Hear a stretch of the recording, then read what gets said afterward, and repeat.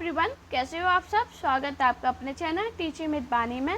Friend, जैसा कि आपको पता है, रोज़ शाम 8 बजे हमारे चैनल पर हिंदी की क्लास होती है। उसके अकॉर्डिंग हम अपनी आज की क्लास को स्टार्ट करेंगे। आज की जो हमारी क्लास है वो हिंदी साहित्य की आत्मकथा है, जो मोस्ट इम्पॉर्टेंट टॉपिक है। पेपर में बहुत बार इससे क्वेश्चन बनते हैं। तो चलिए वीडियो को स्टार्ट करते हैं। सबसे पहले हम जानें कि आत्मकथा होती क्या है।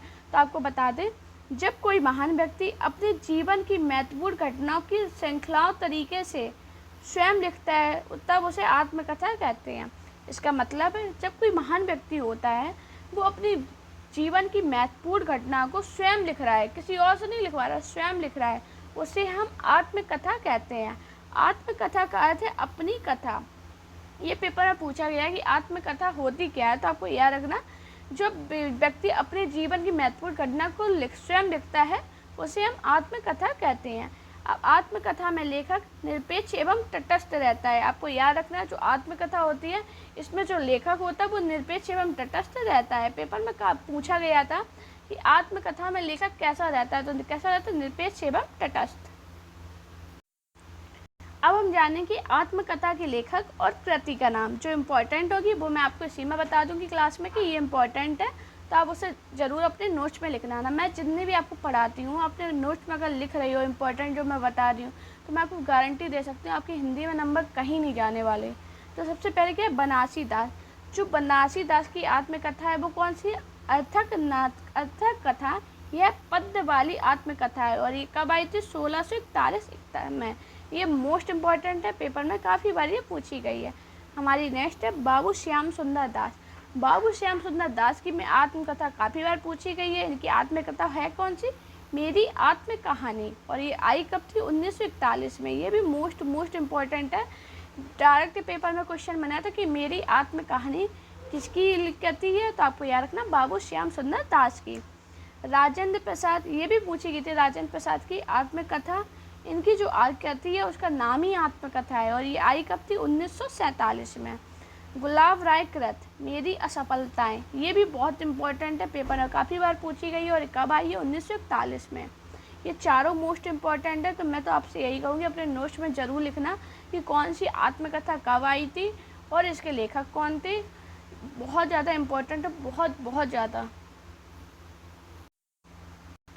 दोस्तों, सभी लोग प्लीज़ बताना कि आप लोग जो क्लास मेरी देखते हो वो कैसी लगती है और आप किस एग्ज़ाम की तैयारी कर रहे हो। तो प्लीज़ जिस एग्ज़ाम की ज़्यादा वोट आएंगे कि मैम हम इस एग्ज़ाम की तैयारी कर रहे हैं, उस एग्ज़ाम की हम पूरी तैयारी अपने चैनल पर फ्री कराएंगे। तो प्लीज़ आप लोग कमेंट ज़रूर करना। हमारी अगली है राहुल साकेतियान। राहुल साकेतियान की कृति का नाम क्या है, मेरी जीवन यात्रा। ये भी बहुत ज़्यादा पेपर में पूछी गई है। मेरी जीवन यात्रा कब आई थी, तो 1946 में आई थी और ये किसकी कृति है, तो राहुल साकेतियान की। सेठ गोविंद दास, इनकी कृति कब आई थी, आत्मनिरीक्षण इनकी कृति और आई थी 1958 में। हरिबाऊ उपाध्याय, हरिबाऊ उपाध्याय, इनकी जो कृति का नाम है वो है साधना के पथ पर। वियोग हरि की कब आई थी, मेरी जीवन प्रवाह। मूलचंद अग्रवाल, पत्रकार की आत्मकथा। ये भी इम्पोर्टेंट है, पेपर में पूछी गई है। पत्रकार की आत्मकथा के लेखक कौन है, तो आपको याद रखना मूलचंद अग्रवाल। पांडवेचन शर्मा उग्र, ये भी मोस्ट इम्पॉर्टेंट है। पांडवेचन शर्मा अपनी खबर 1960 में आई थी। आपको याद रखना है, इसकी सन जरूर याद रखना। फ्रेंड, आपको मेरी वीडियो कैसी लगती है प्लीज़ कमेंट में बताया कीजिए और वीडियो पसंद आएगा तो लाइक शेयर सब्सक्राइब जरूर किया कीजिए। हमारा नेक्स्ट पॉइंट है आचार्य चतुर्सेन शास्त्री। इनकी भी इम्पोर्टेंट है, पेपर में काफ़ी बार पूछी गई थी। तो आपको याद रखना, जो आचार्य चतुर्सेन शास्त्री है, इनकी कृति का नाम है मेरी आत्म कहानी, जो 1963 में आई थी। अब है भुवनेश्वर माधव मिश्रा। भुवनेश्वर माधव मिश्रा है, इनकी कृति का नाम है आत्मकथा और संस्मरणीय। ये कब आई थी, 1967 में। Harivansh Rai Bachchan, most important, paper में बहुत बार पूछा गया कि क्या भूलूँ क्या याद करूँ। ये कौन सी सन में आई थी, तो 1969 में आई थी। चीड़ के निर्माण फिर से 1970 में। बसेरे से दूर 1978। 10 द्वार से सोपान तक 1985। ये चारों इम्पोर्टेंट है, जिसमें अगर सबसे ज़्यादा इम्पोर्टेंट पूछी जाए तो 10 द्वार दादा सोपान तक, वो क्या भूलूँ क्या याद करूँ, ये बहुत बार पूछी गई है। बाकी ये चारों बहुत बार पूछी गई है, लेकिन अगर मोस्ट इम्पॉर्टेंट की बात करेंगे तो क्या भूलूँ याद करूँ और 10 द्वार के सोपान तक। मैं आपको जितनी बता रही हूँ इम्पॉर्टेंट है, तो मैंने प्रीवियस ईयर देखी है, इसी वजह से मैं आपको बता रही हूँ कि ये इम्पॉर्टेंट है। अब हम जानेंगे डॉक्टर देवराज उपाध्याय, यौवन के द्वार पर बचपन के 2 दिन। ये भी तो बहुत इम्पोर्टेंट है, पेपर में पूछी गई है। यौवन के द्वार पर किसकी कृति है?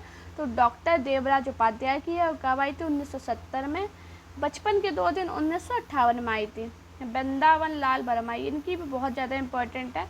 वृंदावन लाल वर्मा की कृति अपनी कहानी, जो 1970 में आई थी। बलराज सायनी, मेरी फिल्मी आत्मकथा, 1947 में आई थी।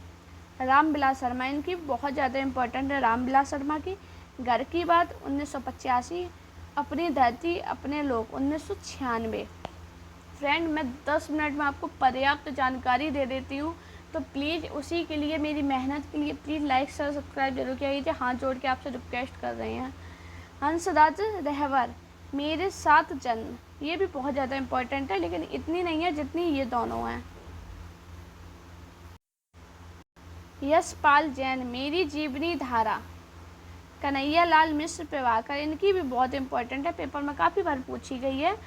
तप्ती पगडंडियों के पर पद यात्रा। फ्रेंड, अगर आपके पेपर में डीप में आती है तो ये तो पूछ ही जाएगी, और हल्के फुल्के में भी आती है तब भी 1-2 आत्मकथा पेपर में पूछ ही लेते हैं, तो आप सभी के लिए मोस्ट इम्पोर्टेंट है। फणीश्वर नाथ रेणु, इनकी तो मोस्ट इम्पोर्टेंट है। मैंने जाने कितने बार अपनी ही क्लास में मॉक टेस्ट में आपको बताया। फणीश्वर नाथ रेणु की आत्म परिचय 1988 में आई है। अमृतलाल नागर, ये भी बहुत ज़्यादा इम्पोर्टेंट है। अमृतलाल नागर की कब आई है? टुकड़े टुकड़े दास्तान, 1986 में। मोस्ट बहुत बार पूछा गया कि टुकड़े टुकड़े दास्तान किसकी कृति है, तो आपको याद रखना अमृतलाल नागर की है, और कब आई थी? 1986 में। रामदरस मिश्र, जहाँ मैं खड़ा हूँ, रोशनी की पगडंडियों में, ये भी पेपर में पूछी गई है। रोशनी की पगडंडियों में किसकी कृति है? तो रामदरस मिश्र की है। टूटते बनते दिन, उत्तर पथ, यह चारों सहचर के समय पर प्रकाशित हुई थी। ये आपको याद है ना, ये कब प्रकाशित हुई थी? उत्तर पथ, यह चारों सहचर है, इस समय नाम से प्रकाशित हुई थी। भारतेंदु हरिश्चंद्र की कौन सी? कुछ आप बीती कुछ जग बीती। ये भी बहुत ज़्यादा पूछी गई है कि कुछ आप बीती कुछ जग बीती कृति किसकी है, तो आपको याद रखना है ये भारतेंदु हरिश्चंद्र की है। सुधाकर द्विवेदी, राम कहानी, ये भी इम्पोर्टेंट है, पेपर में बहुत बार पूछी गई है। सुधाकर द्विवेदी किसकी है? राम कहानी की। मैं जब आपके लिए क्लास बनाती हूँ या मैं आपको बताती हूँ ये इम्पोर्टेंट है, तो मैंने कोई एक प्रीवियस ईयर पेपर नहीं देखा होता, मैंने काफ़ी प्रीवियस ईयर पेपर देखे होते हैं, सर्च करते हैं, उसके बाद ही आपको बताते हैं कि ये इम्पोर्टेंट है। तो अपने नोट्स में ज़रूर लिखना। मैं आपसे यही बोलूँगी, पेपर में जब आप दोगे तो आपको खुद समझ में आ जाएगा कि हाँ, मैंने तैयारी अच्छी जगह से करी थी। अंबिका दत्त व्यास, जो अंबिका दत्त व्यास है, इनकी कौन सी? निज ग्रंथ स्वामी दयानंद, जीवन चरित्र, सत्यानंद अग्निहोत्री, ये भी मोस्ट इम्पोर्टेंट है। इनकी कृति का नाम है मुझ में देव जीवन का विकास। ये कब आई थी? 1910 में। स्वामी सिद्धानंद, कल्याण मार्ग का पथिक, ये भी इम्पोर्टेंट है। भाई परमानंद की कृति का नाम क्या है? आप बीती। ये पेपर में काफ़ी बार पूछी गई है कि आप बीती किसकी कृति है, तो आपको याद रखना है ये भाई परमानंद की है। कभी कभी परमानंद भी देख दे तो आपको याद रखना है। और कब आई थी? 1921 में। रामविलास शुक्ल, मैं क्रांतिकारी कैसे बना, ये भी इम्पोर्टेंट है। अगर आप प्रीवियस ईयर लगाते हो तो आपको खुद ही समझ में आ जाएगा कि कौन सी इम्पोर्टेंट है। तो ये कब आई थी? 1933 में। भवानी दयाल सन्यासी, ये कब आई थी? प्रवासी की आत्मकथा। शांति प्रिय द्विवेदी, ये कब आई थी? परिव्राजक की प्रजा, 1952। सत्य में परिव्राजक, स्वतंत्रता की खोज में, 1951 में आई थी। डॉक्टर नरेंद्र मोहन, ये इनकी भी इम्पोर्टेंट है। कब आई थी? कब, कौन सी कृति है? कमबख्त निरंतर। मैं आपको जितने भी इम्पोर्टेंट बता रही हूँ, अगर आप उतनी ही पढ़ लेते हो तो आपकी नैया पार हो जाएगी। मैं आपको बता सकती हूँ, इतनी मैं आपको गारंटी दे सकती हूँ। अगर आपने मेरे चैनल से हिंदी की क्लास पढ़ी है तो मैं आपको गारंटी दे सकती हूँ कि आपको हिंदी में कोई पीछे नहीं कर सकता। हिंदी सब्जेक्ट आपका मैं इतना स्ट्रॉन्ग करा दूँ कि मैं छोटी क्लास, छोटी एक नंबर के भी पूछे जाते, वो भी मैं आपको करा रही हूँ कि जब एग्ज़ाम आए तो आपका सिलेक्शन हो जाए। और बस सिलेक्शन हो जाए, कमेंट में लिख जाना मैम आपकी क्लास पढ़ के मुझे सिलेक्शन मिल गया। फ्रेंड, अगर आपको मेरी वीडियो पसंद आए तो वीडियो को लाइक कीजिए, शेयर कीजिए और सब्सक्राइब कीजिए। और दोस्तों प्लीज़ आपसे रिक्वेस्ट करूँगी, हाथ जोड़ के रिक्वेस्ट करूँगी, प्यारा सा कमेंट जरूर करना कि क्लास आपको कैसी लगती है और आप किस एग्ज़ाम की तैयारी कर रहे हो, जिससे मुझे समझ में आए कि मैं आपको किस एग्ज़ाम की तैयारी प्रॉपर कराऊँ।